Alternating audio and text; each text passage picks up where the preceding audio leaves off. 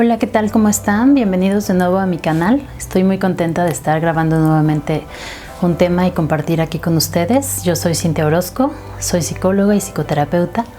Y bueno, como les comenté en el video anterior, quiero ampliar un poquito sobre el tema de las emociones y la parte de la función que tienen para nuestra vida. Entonces el día de hoy quiero platicarles sobre cuál es la función de cada una de ellas y bueno, cómo pueden contribuir a nuestra vida y cómo podemos manejarlas de una mejor forma. Y bueno, quiero contarles que en mi experiencia de vida, una de las cosas que más me llamaban la atención y me parecían un misterio y que de hecho fueron una de las cuestiones por las que comencé a interesarme por la psicología fue justamente los sentimientos, las emociones y la manera en que se vivían de una manera muy intensa para mí.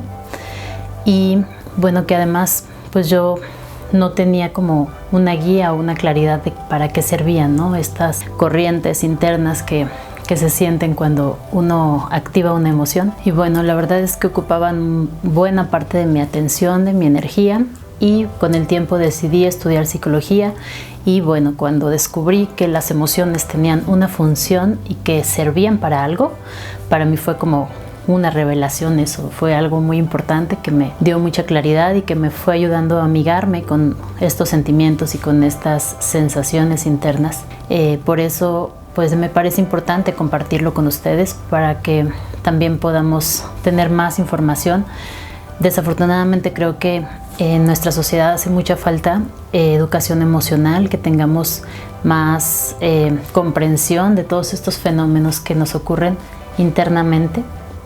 Y bueno, como a la mayoría de nosotros, y seguramente también es la experiencia de muchos de ustedes, yo crecí con mucha represión emocional, ¿no? Con una falta de una guía clara acerca de cómo manejar todos estos tránsitos, qué hacer con mi tristeza, qué hacer con el enojo, qué hacer con el miedo, con todos estos sentimientos que se presentan diariamente o de forma muy cotidiana.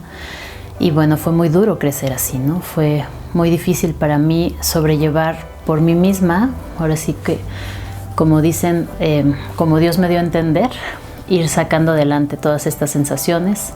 Y bueno, por eso es que parte de mi misión me parece que es importante poder compartir, poder ir construyendo juntos una asertividad emocional que, bueno, es un manejo más equilibrado y más saludable de todas estas emociones.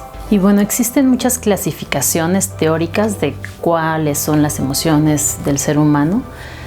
Para efectos prácticos me voy a basar en este video en una clasificación básica de las emociones que nos habla de que, bueno, tenemos principalmente 5 emociones como elementales, que son la alegría, el miedo, el afecto o el amor, la tristeza y el enojo. Entonces me voy a basar en esas para explicar y bueno, ahondar un poquito más en el trasfondo de cada una de ellas para que no se haga tan largo también esta explicación.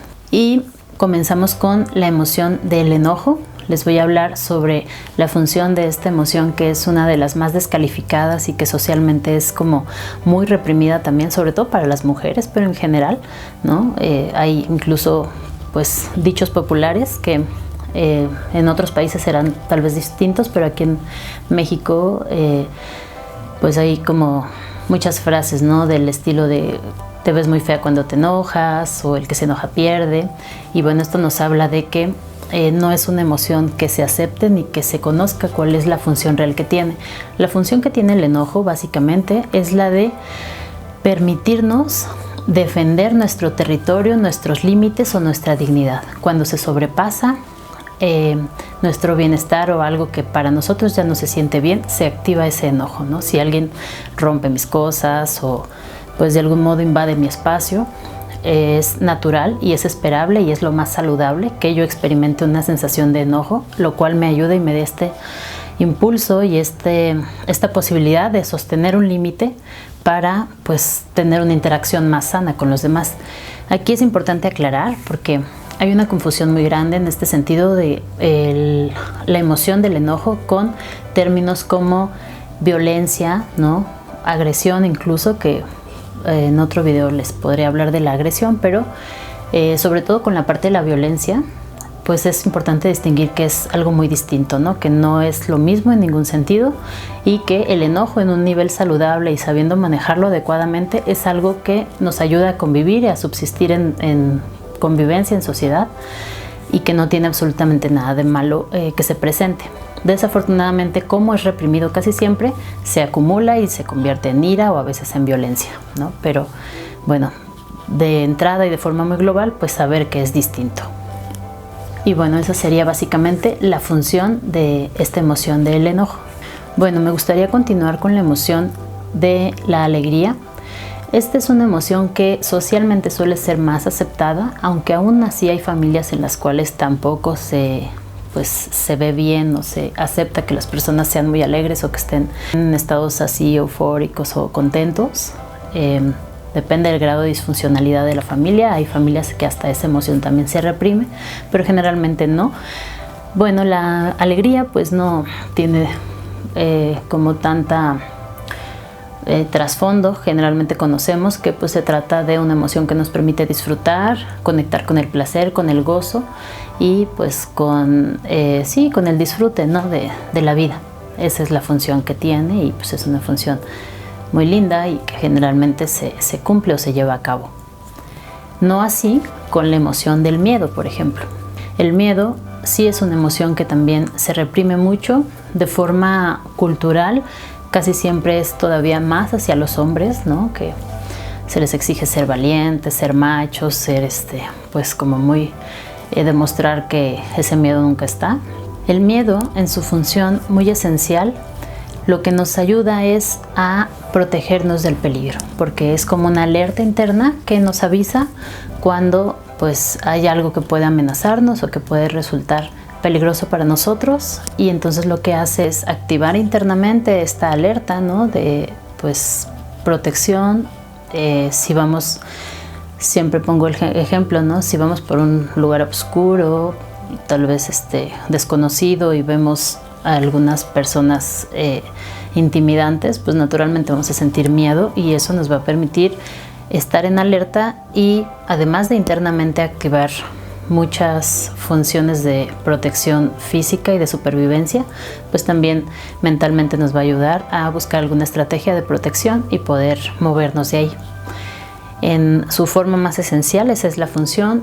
Tiene desafortunadamente ya, con toda esta forma retorcida que se va generando, pues hay muchas cosas que nos van provocando miedo cuando vamos creciendo, que ya no amenazan directamente nuestra integridad, pero simbólicamente, de manera inconsciente, pues lo registramos así, ¿no? Y ya son miedos que pues ya no son de supervivencia natural, sino que pues vienen ya a partir de nuestra historia, como por ejemplo miedo a hablar, miedo a que te vea otras personas o algunas fobias, etcétera. Pero bueno, ahí ya estamos hablando de otro tipo de miedos.